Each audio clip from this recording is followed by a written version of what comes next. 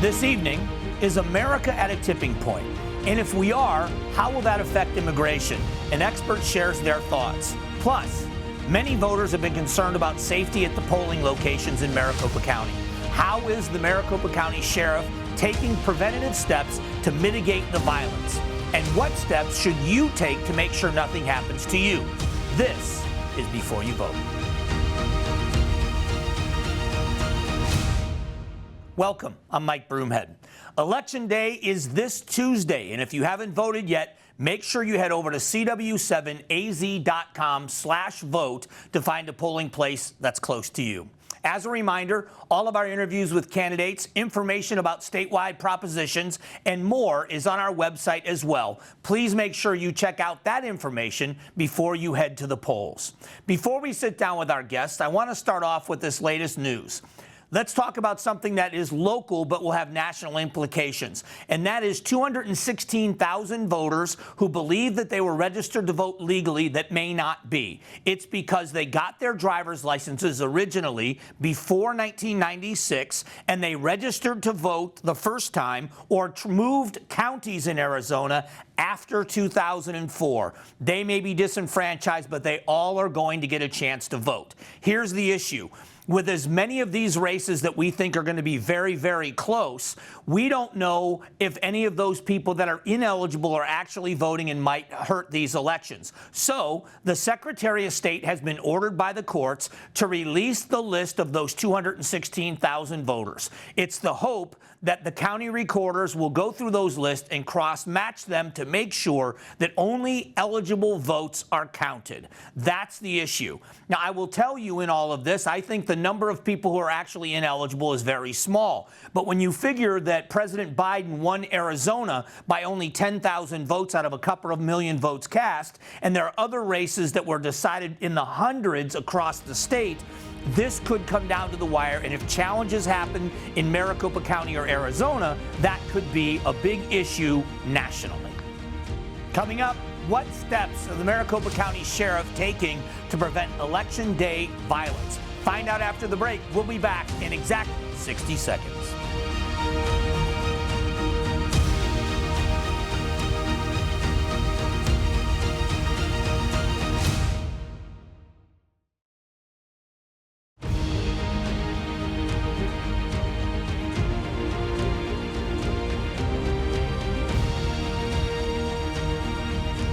All right, welcome back to Before You Vote. Election security has been a concern for people. To talk about it is the expert, the Sheriff of Maricopa County, Russ Skinner. Thanks for doing this. Hey, thank you for having me. Let's start with what the voters need to know. How do you feel about security for the elections? Are we secure? Yes. Maricopa County is a very safe county throughout all our jurisdictions. Law enforcement has been preparing for this for many years. I mean, obviously, 2020 is when we saw the switch, the change. This used to be a one-day event. There used to be, nobody even thought of election security or even what the sheriff's office did. Obviously, 2020 changed that when they saw the tabulation center and some of the issues occurring from there. So we've been preparing for this for many, many years, many cycles. 2022 election, you saw a lot different stance and security issues relative to our election, and you'll see that again here for 2024. When you look at the possibilities, Washington, Oregon, they've got ballot drop boxes set on fire. We had a fire here that wasn't connected to the election, but a mailbox. But what it does is it gets people very concerned. What am I up against? I went and voted early, Paradise Valley Community College, really seamless, easy experience, which is what I expect. But what are you prepared for? What do you need to be prepared for? Yeah, and absolutely. You know, obviously we can't predict everything that may occur in law enforcement in general, but even with major events. So what we do is our staffing has been through a lot of training, communication, transparency, and probably the biggest thing is the partnership of law enforcement at the municipal, state, and federal level, our prosecutors. Everybody's been cross-communicating with us. Our County Board of Supervisors, we've had planning meetings for over the last year relative to this upcoming election. So all partners are on board. Everybody's awareness and major topic is security relative to the elections. The other thing is our community. Community being vigilant, community bringing things to our attention, not just in person, but also seeing things that might be concerning online, issues that we see. We have 2 candidates in town today. Obviously, that's drawn a lot of extra security as we go through these cycles. So the one thing I can say about Maricopa County is For us, we've been through many cycles of this. This isn't our first event. We've had many of them, including major events that impact us. So for us, we're prepared for it. From my civilian look at things, being in a law enforcement family, I know that sometimes a big deterrent is visibility. Is there going to be a law enforcement presence at polling places on Election Day? Just that extra thought that we are here and we're ready, is that part of it as well? Yeah, and the hard part with that is because a lot of times law enforcement should not be in that 75-foot perimeter. And the reason is we don't want to influence it. We're not there to be part of the election process. People should feel safe to go cast their ballots. Will there be extra resources on the street, close proximity, extra eyes and ears out there? Absolutely 100%. You'll see them. You may not see them. There'll be some in plain clothes. There'll also be marked units and uniformed personnel out and about in the valley. Where you'll see the most presence as the day starts to wind down is getting those ballot trucks back, but also the tabulation center. So even though you may not see uniform presence being increased, you will have a lot more law enforcement, not just with the sheriff's office. Every one of the chiefs in this Maricopa County is committed to helping make sure this process is secure. And I've heard you talk about using technology, the use of drones for observation. How is that going to be employed? Yeah, absolutely. And again, a drone's a tool that we utilize now. If it's a major event, major sporting event, we use those to definitely keep eyes on the area, also be able to go in and maybe deploy resources. It's another way to have an extra aerial set of eyes to get us in and look at things that might be concerning or potentially turning into something to be more responsive to those measures. So you will see drones probably in and around the McTech building and as needed for maybe public safety awareness or an incident that occurs in some other areas in the valley. Off chance that a voter has a confrontation at a polling place on Election Day, what do you say to the voters? What should they do if they have any kind of a confrontation with someone at a polling place? Yeah, and the one thing I want to give a lot of credit to the elections department. They have trained Absolutely. their staff. I mean, they've got volunteers, members. They've got 3 layers of basically mitigation of any type of disturbance with that. There's a marshal, there's an inspector there. What I say is if it's non-emergency, if it's just maybe a disagreement, maybe there's something concerning, go straight to the election workers there, let them know what's going on. They will then either help mitigate it. If it needs to be escalated up to the sheriff's office or another law enforcement agency, depending on the jurisdiction, they will dispatch out. Or again, if it's something that's very concerning, they see a weapon or there's a violence that's occurring, call 911 immediately. Well, Sheriff, I know that you are coming to kind of the end of the road for your time as sheriff here in the county. I just wanted to say thanks. Thanks for your service for all the years. You've done it before you were the sheriff, but also the way you've been willing to come out and speak to us in the media, especially me, and your willingness to share things. And I just want to wish you well and thank you for your years of service. Well, thank you. Thank you for all you do, too. Appreciate it, Sheriff. Thank you. All right, election security, just be vigilant. Make sure you get out and vote. We'll be back. Now, don't go anywhere. Do Arizona voters think Arizona is heading on the right track? Mike Noble with Noble Predictive Insights joins us next to break down the latest opinions held by Republicans, Democrats, and independents. This is Before You Vote.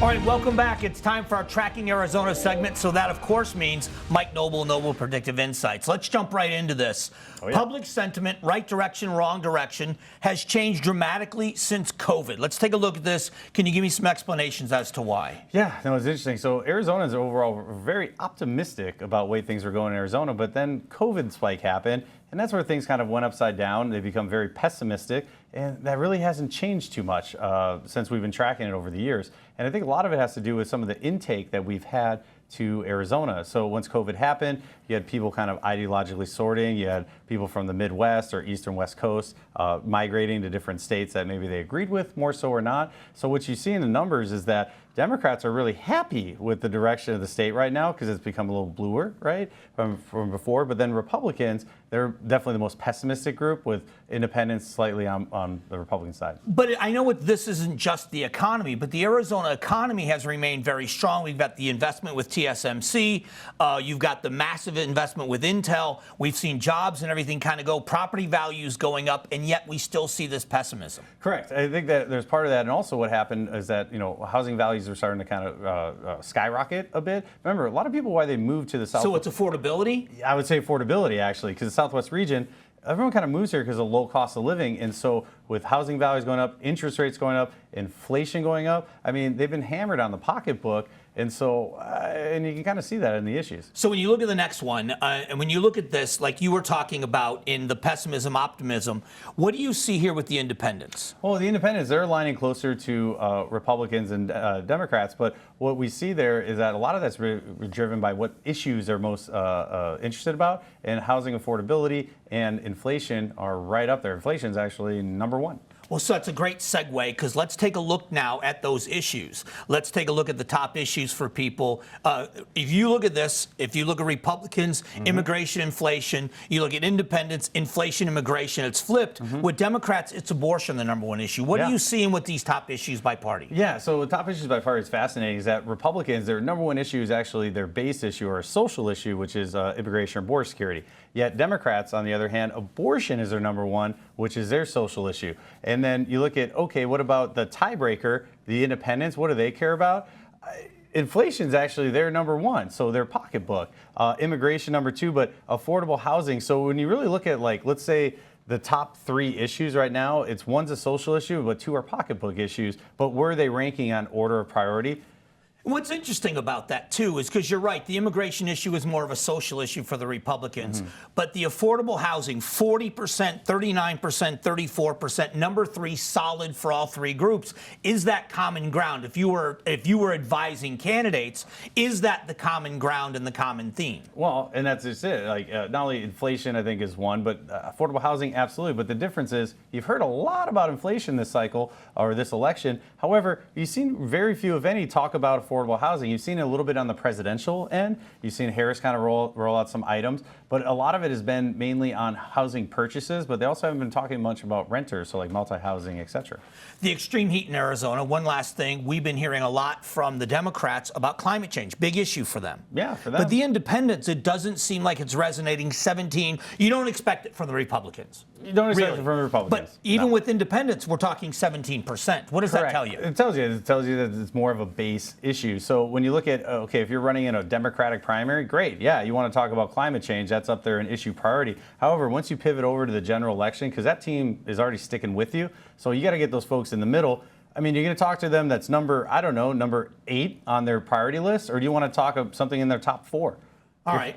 So before we wrap this up, let's take one last look at something here. The next slide, I want to talk about what's happening with this. Top issues facing Arizona. Look at this across the board with the jumps in parties. Yeah, no, so like when you look here, so there's two different bars here. So the lighter bar is basically top issue. So if you can only pick one, but I think realistically, most people just don't have one issue. They say, immigration, abortion, and like they have a kind of their top set of issues. So the darker bars are your top 3 over here. And you look at inflation is hands down number 1, immigration 2, housing affordability 3, abortion 4. But you have 2 pocketbook issues and then 2 social issues, which those social issues are kind of driven more so by the red or blue team. So it's the pocketbook thing that if you're really now trying to get the most bang for your buck, that's what you're talking about. And this is how we know this. So healthcare is actually number 5 issue. And we've drilled down to figure out why that is. 70% of respondents said it's the cost of healthcare. So again, it's just that pain point in the pocketbook. Cost. Yeah, you've seen this theme. He always breaks it down and he does such a great job. It's Mike Noble. Thanks again, Mike. Hey, thank you. Coming up, is America at a tipping point? How does this tipping point affect immigration? We're talking with an expert from the Hispanic Chamber of Commerce next. This is Before You Vote.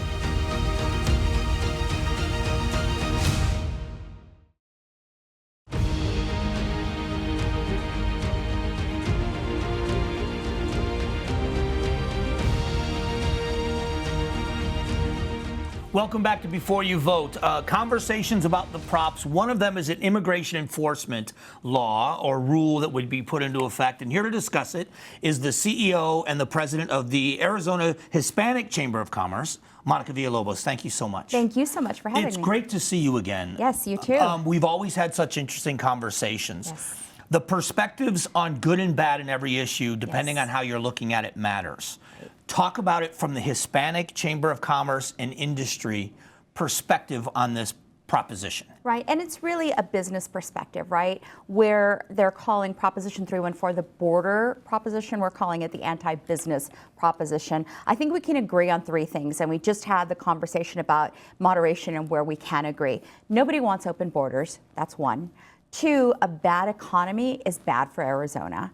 And three, immigration is a very polarizing topic. So if we can agree on those three things and then kind of zero in and say Proposition 314 is bad for the following reasons.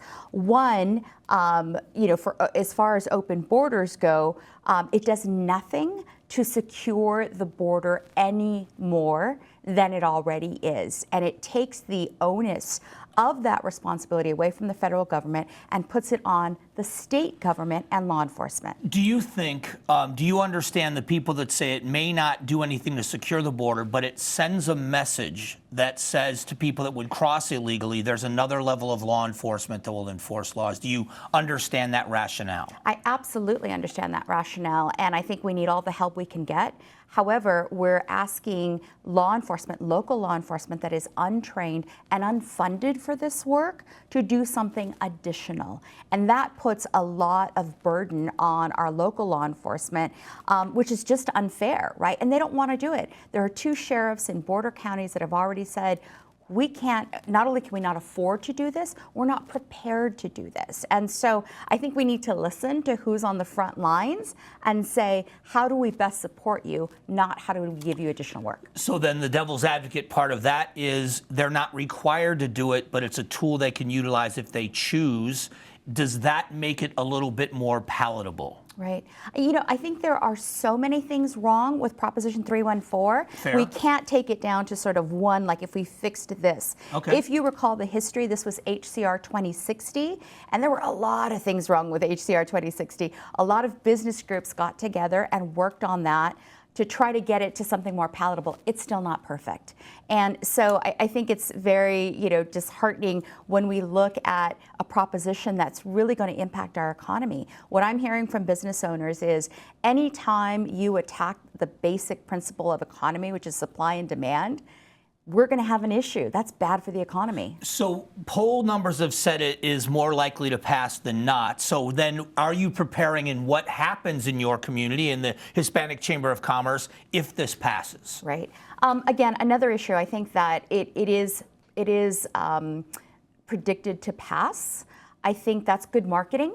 I think whenever you say, and that was kind of that third thing that I mentioned at the top, right? It's polarizing. Yep. You say immigration, you say secure borders, and people are just like, sign me up. It doesn't matter what it actually says. But for people who are taking the time to read it, and we're encouraging that, we're saying, listen to what it will do to business, listen to what it will do to industries, and listen to what it will do to our economy. Because when you read it, you can easily see those things. And what's scary about it, and when you look at it from an objective point of view, is that the majority of people voting for this are in Maricopa County that will have nothing to do with this, that this only affects people down on the border. They're the agencies that will be left to deal with this. It will affect business here. Absolutely. But the agencies affecting it are the ones that are actually on the border. That's absolutely right. And that's I would say, the primary impact. The secondary impact is certainly to all of Arizona, right? Our state brand, we've been down this path before. We saw what SB 1070 did. Just the sentiment and the rhetoric around it, even though proponents are saying, oh, it's not the same as SB 1070, the feeling and sentiment around it is absolutely the same. The second thing is just the cost, right? And I know there was a wonderful, debate between a couple of our politicians, and somebody said, oh, well, we'll allocate after the fact. That's fine. You're still going to have to take away from other services to add and to augment and fund this bill. So we're still going to pay for it at the taxpayer level. And I'm sorry, the last thing is just that connection between fentanyl and the border and the fear-mongering going on that's included in this proposition, to connect those two things when we know that data tells us differently. I appreciate the time and the perspective. We want to get all these perspectives. Be an informed voter. I know it's a long ballot here in Maricopa County where we are. Be an informed voter. We'll be back.